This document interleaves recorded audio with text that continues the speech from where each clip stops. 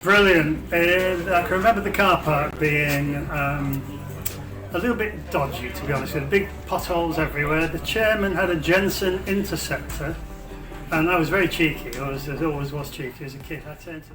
They say talent guarantees greatness. They say genius always finds its place in history. But sometimes, the most gifted players are the ones football quietly leaves behind. Imagine being able to leap over a car, strike a golf ball the length of a football pitch, mesmerise defenders with outrageous flair, and still never wear your country's shirt. Imagine lighting up stadiums across England and Europe, yet forever carrying the feeling that something vital slipped through your fingers. This is not just the story of a footballer. This is the story of brilliance that dazzled crowds but unsettled managers, of a cult hero who lived louder than the system could handle, of Duncan McKenzie, the maverick who entertained thousands, frustrated tacticians and walked the thin line between legend and regret. Born on 10th of June 1950, Duncan McKenzie emerged from an era when English football was still rigid, physical and deeply traditional. The 1970s were not built for artists. They were built for discipline, grit and structure. Yet McKenzie arrived with something different, a flamboyance that belonged more to street football than to tactical blueprints. He played as a forward, but striker never quite captured what he was. He was a performer, a risk-taker, a showman who could make defenders look foolish one moment and send a stadium into laughter or disbelief the next. His professional journey began at Nottingham Forest in 1969. Over 5 seasons, he made more than 100 league appearances and scored 41 goals. Even early on, it was clear he possessed extraordinary natural ability. Teammates spoke about his athleticism with awe. The famous story of him jumping over a Mini Cooper wasn't exaggerated myth. It was part of his aura. He trained like a stuntman and played like someone who believed football should be joyful. But joy in football can be dangerous. It unsettles authority. It invites scrutiny. A loan spell at Mansfield Town offered glimpses of his scoring instinct. Goals came naturally. He had balance, acceleration, and an instinctive ability to strike from awkward angles. Yet even then, the whispers began. Could he be trusted in big systems? Could he conform? English football has always loved talent, but only when it behaves.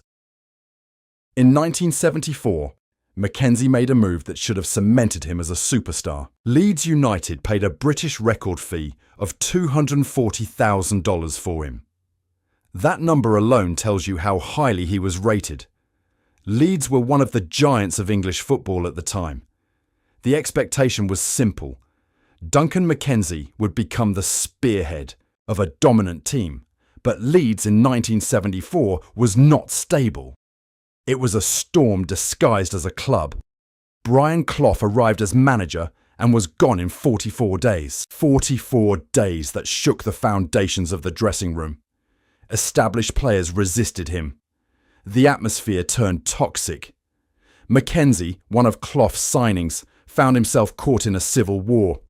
When Clough left, the players he brought in carried a subtle stigma. It wasn't just about football anymore, it was politics. Despite the chaos, McKenzie delivered on the pitch. In the 1975-76 season, he finished as Leeds' top scorer with 16 goals. He electrified crowds at Elland Road. His dribbling could embarrass seasoned defenders. He had a knack for spectacular moments, and yet, beneath the surface, something lingered. A sense that he was never fully embraced as the central figure he could have been. Then came the night that would haunt him. The 1975 European Cup final. Leeds United versus Bayern Munich. The biggest match in the club's history. For a player of McKenzie's flair, it was the perfect stage. Floodlights, global audience, legacy on the line, and he sat on the bench. Manager Jimmy Armfield chose caution, structure, predictability. McKenzie watched as Leeds fell 2-0.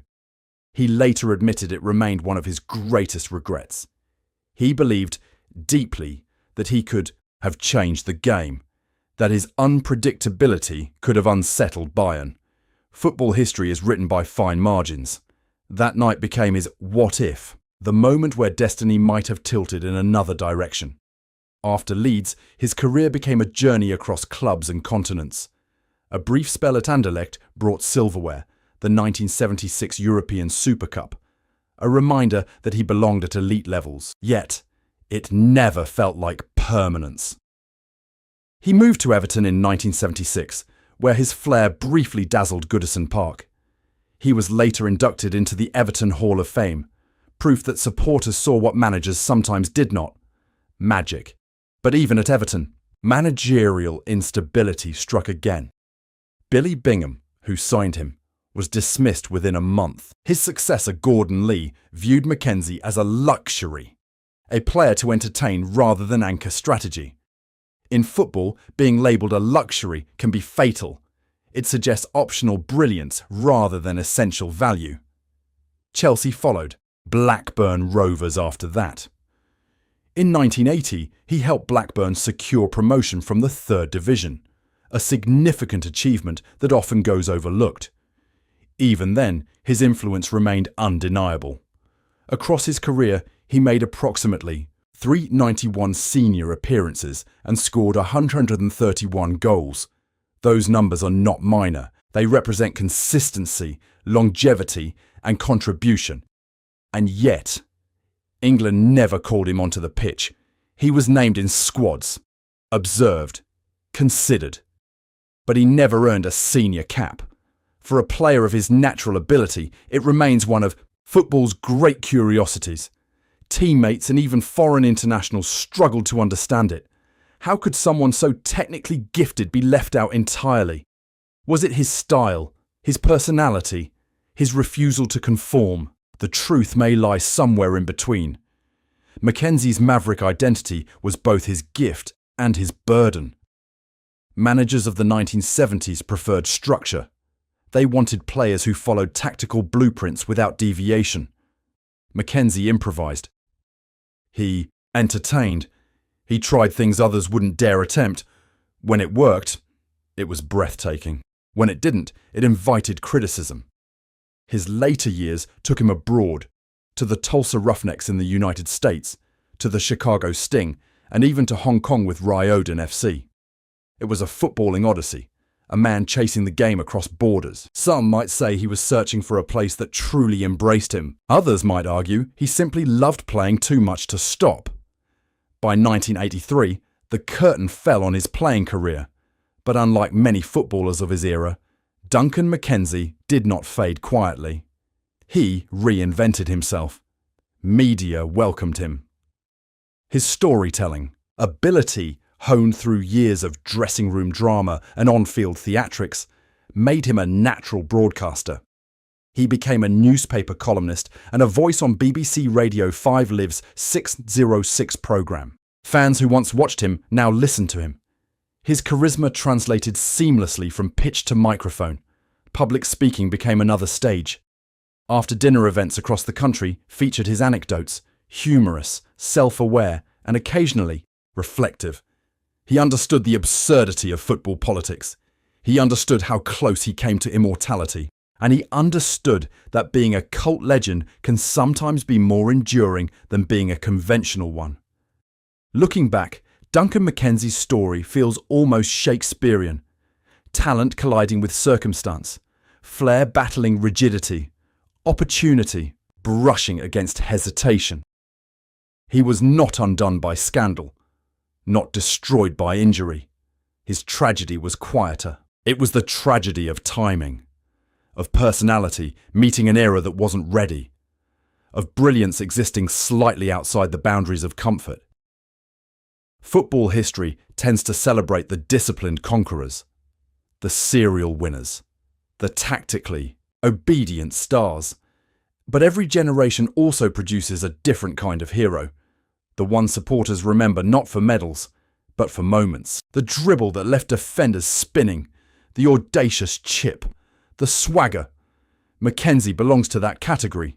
He reminds us that football is not only about trophies, It is about joy, about daring to attempt the impossible, about leaping, sometimes, literally, over obstacles.